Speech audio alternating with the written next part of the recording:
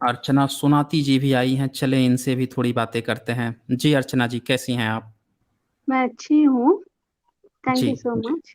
मैं एक real life incident share करना चाहती हूँ। ये जवाहरलाल नेहरू टेक्नोलॉजिकल यूनिवर्सिटी हैदराबाद में जी। हमारा फाइन आर्ट्स कॉलेज में एक नया प्रोफेसर लेक्चरर आया था, SC Christian, okay. Scheduled caste Christian. हम लोग फर्स्ट ईयर में थे। तो जी।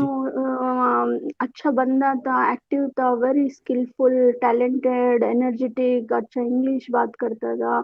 सब लोग जब तक थे उनसे अलग है वो बंदा। एंड टीचिंग में भी बहुत अच्छा था, हमको टीच करते थे।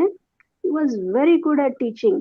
तो स्लोली स्लोली उनको है ना किसी गलत बातों में उसको फंसाया, और बहुत सारे गड़बड़ कर स्टार्ट कर लिए उसके साथ। एक अपर कास्ट लेडी स्टूडेंट से कंप्लेंट करवाया पुलिस में कि वो उसके साथ गलत तरीके से बिहेव किया बोल के। फिर उसको पुलिस वोलिस ये वो सब कर दिए। फिर कैसे भी वो निकल के फिर वो क्लासेस स्टार्ट कर रहा था, फिर भी कुछ साल के बाद फिर उसको एचओडी बनने का चांस मिला था। सीनियर्स जो सब है ना एचओडी बन के वो जो अपर कास्ट फीमेल्स भी बन गए, और ब्राह्मण लेडी भी बन गए। सब अपर कास्ट ही थे तब तक। तो ओके। इनका जब सीनियरिटी लेवल आया, जब इनको एचओडी बनने का था, तो इनको है ना फिर से किसी स्टूडेंट के लड़की स्टूडेंट से कंप्लेंट करवा के उसका बलात्कार किया, कुछ किया बोल के झूठी मूठी कंप्लेंट करके फिर उसको बनने नहीं दिया। और एक अपर कास्ट लड़की मेरे से भी बहुत सुपर जूनियर थी, और वो प्रोफेसर बन गए। वो प्रोफेसर की तो बहुत जूनियर है ना, उसको अपर कास्ट एक लड़की को लेके आके एचओडी बना दिए। ओके। और मैंने 1999 में अप्लाई किया। वही हम्म। मेरा डिग्री कॉलेज था। मैं पीजी कर रहे थे, फिर भी अप्लाई किया मैं। तो वहां पे यही सेम कैटेगरी में पोस्ट बना है, और वुमेन कोटा में बना है स्पेशली। तो तब नेट क्वालिफाइड कोई भी नहीं था, मैं अकेली थी सिटी में, हैदराबाद में। I am the only candidate who has applied for it as a woman, and I am the only one who is qualified. 99 देखिए आप, 1999, अभी हम्म। 2022, अभी तक नहीं हुआ वो। ओ। I am 46 years old now. मैं जब हम्म। 22 ईयर्स में थी तब अप्लाई जी किया। अभी जी। मैं 46 हूँ, अभी तक वो बैकलॉग पोस्ट फिल नहीं किया। और मेरे से बताएं। सुपर जूनियर लड़की, सुपर जूनियर लड़की, वो प्रोफेसर भी, वो एचओडी नहीं बन सका वो मेरा प्रोफेसर भी। और मैं भी वहां पे लेक्चरर भी नहीं ज्वाइन सके। मेरा मेरा सुपर जूनियर जो अपर कास्ट लड़की है वो वहां पे एचओडी बन गई, और वो नॉन लोकल भी है। ये हम्म। जेएनटीयू है ना, ये निजाम बनाया था ये फाइन आर्ट्स का। जब निजाम ओके। का रूल था, Nizam has hmm. Started this. So, on the condition that only local should be given preference, Telangana लोगों ओके। को ही, हैदराबाद मुस्लिम्स और तेलंगाना जो अदर देन मुस्लिम्स रहते हैं ना, तेलंगाना लोकल लोग, उनको ही रिजर्वेशन रहना, उनको ही प्रेफरेंस देना। और ये हम दोनों तेलंगाना के में आते हैं, और हम रिजर्वेशन कैंडिडेट्स भी हैं। सब कुछ है और टैलेंटेड है। गोल्ड मेडलिस्ट है हम, वो भी गोल्ड मेडलिस्ट था वो हमारा प्रोफेसर। फिर भी हम लोग वहां पे कुछ भी नहीं बन सके। और वहां पे एक without gold medallist, without any good qualification, एक लड़के अपर कास्ट लड़की वहां पे एचओडी बन गए हमारे डिपार्टमेंट के। दिस इज वन जी ऑफ द देखिए। इंसिडेंट। जी देखिए, कितना बड़ा मतलब इसको आप कह सकते हैं स्कैम हुआ। जो लोग वेल क्वालिफाइड हैं, जो जिनके पास क्वालिफिकेशन भी है और जो क्राइटेरिया भी फुलफिल कर रहे हैं, उनको हाँ। हक नहीं दिया जा रहा है। और एक सिर्फ कास्ट की वजह से जो जूनियर है उसको प्रमोट भी किया जा रहा है, प्रेफरेंस भी दिया जा रहा है रूल्स के अगेंस्ट में भी जाकर।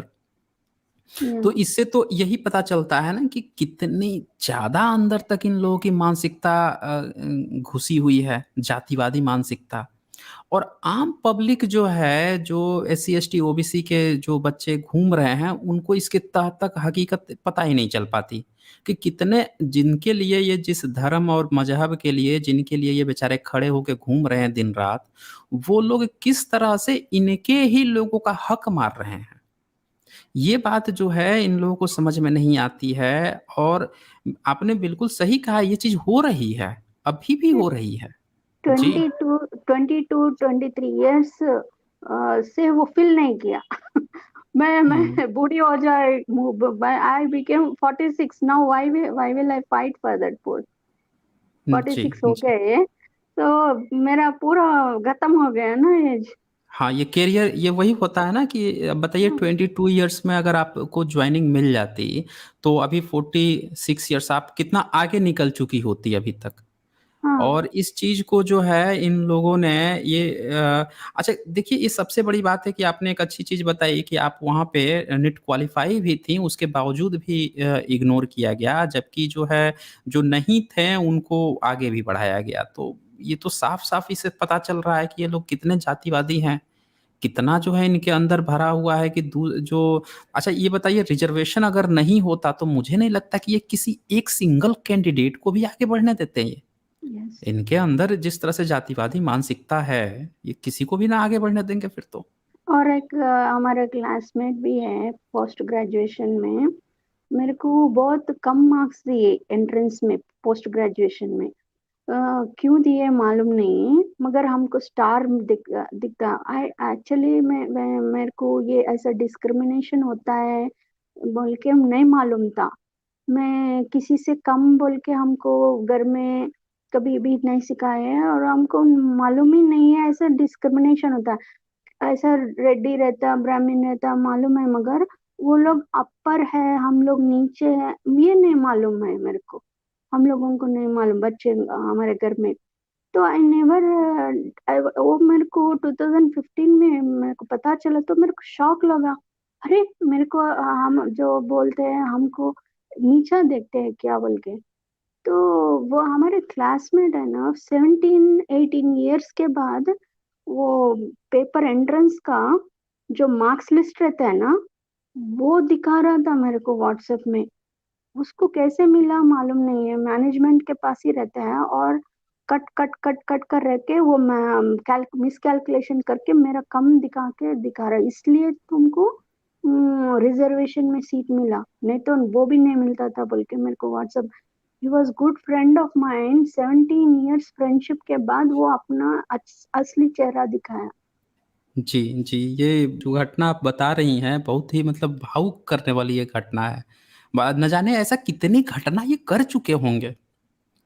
इस तरह का जो इंसिडेंट हुआ है, इस तरह से न जाने कितने जो कैंडिडेट्स हैं, और ये लोग रोना रोते हैं उसका मेरिट का। इनफैक्ट साइंस जर्नी जी, मैं जी। प्रैक्टिकल्स में और थियरी में दोनों में मैं परफेक्ट थी। और मेरे को जी। प्रैक्टिकल में भी थियरी में भी, वो थियरी में थोड़ा अच्छा है, फिर भी मैं कंपटीशन करके उससे भी मैं ज्यादा मार्क्स लेती थी। मैं पूरा बैच में मेरे को पहला नंबर आया था। जी। और वो भी कॉमन कोर्स में आया मेरे को, जो मेरा सब्जेक्ट भी नहीं है कॉमन कोर्स में।